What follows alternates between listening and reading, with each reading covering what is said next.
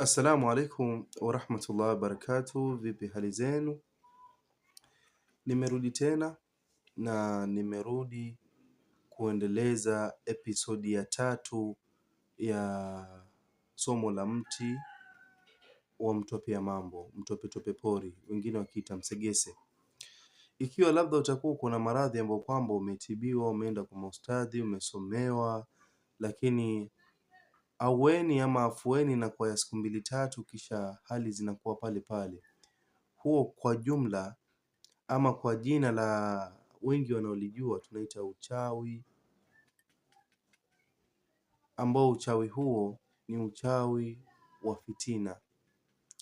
Yaani umefanyiwa uchawi wa fitina hali ya kuwa kila atakaye kuombea Mungu, wallahi inakuwa siku 2-3, unaona mwangaza, wiki moja, wiki ya pili hali inakuwa tete.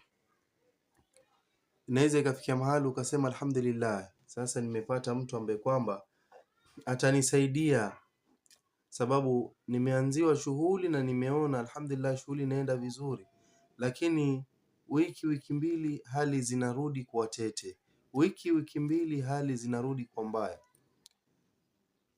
Huu ni uchawi wa fitina. Nenda katika mti wa msegese. Ukifika katika mti wetu ule wa msegese ambao ndo huu mtope pori, utaenda mpaka pale, kisha utachukua mizizi ya mti wa msegese. Ile mizizi ichemshe, mizizi ile, sio kwamba uchemshe leo kesho ubadilishe, la, utaichemsha. Ukitia katika sufuria usiitoe tena, ukitia katika sufuria usiitoe tena mpaka siku 7 insha Allah. Siku ya kwanza, siku ya pili, siku ya 3, siku ya 4, siku ya 5, ya 6, ya 7 unatoa, unabadilisha tena. Mizizi, sio magamba wala sio majani, mizizi ya mtope pori. Ikishafika 7 basi itoe sasa, imwage mahali pazuri, wala sio jani. Chukua mengine mipya, chemsha, fanya hivyo hivyo, usitoe. Na kila kitu kinazingatia nia. Utatia nia yako mahususi kwa ajili ya hiyo shida yako. Umerogwa, usipate mtu wa kukusaidia. Umerogwa uchawi wa fitina. Kila anayekuombea Mungu anakuwa yani unapata aweni siku za kuhesabu, kisha hali inarudi kwa vile vile. Ni kifungo ambacho kimewekwa na maagano, na ni kifungo cha uchawi wa fitina. Kwa mpaka taratibu kifungo hichi kufunguka, bila hivyo unaweza ukaimaliza dunia ukaiona kubwa, kumbe dunia ni ndogo. Sisi kwetu kubwa lakini ndogo. Ukiwa na matatizo ndo utajua. Kwa hivyo insha Allah utafanya 7 ya kwanza, 7 ya pili, 7 ya 3.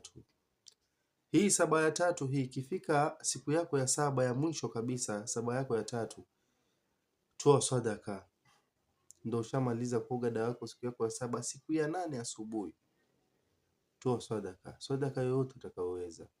Utatengeneza bisibisi, utatoa permende, utafanya wali, watu wajumuike, watoto hasa waje wale, ama utachukua upeleke katika sehemu za mayatima, nao inshallah wakapate kufurahi.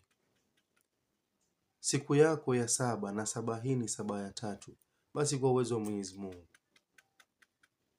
kwa uwezo wa Rahmani utafunguka. Kifungo hichi cha uchawi wa fitina kitakuwa kisha kuondoka katika mwili wako, na utajiona ni mwepesi, na kile utakachokifanya utakiona kinakuendea biidhnillah. Mimi nimependa niwapatie faida hii licha ya kuwa mwenyewe niko na homa, kama mnavyosikia sauti yangu na mafua lakini namshukuru Mwenyezi Mungu, alhamdulillah tumeiona siku.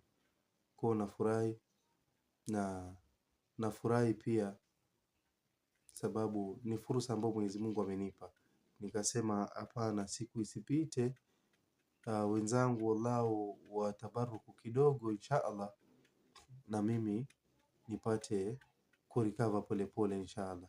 Kwa nimependa kufanya somo hili insha Allah ili watu ambao kwamba wamesibiwa na shida kama hii niliyozungumza, basi inshallah njia ya kujinasulia shida kama hiyo ni hiyo niliyozungumza. Inshallah Mwenyezi Mungu awafikie muweze kufanya inshallah, na Mwenyezi Mungu awajalie kabuli bijahi rasul inshallah. Wabillahi tawfiq.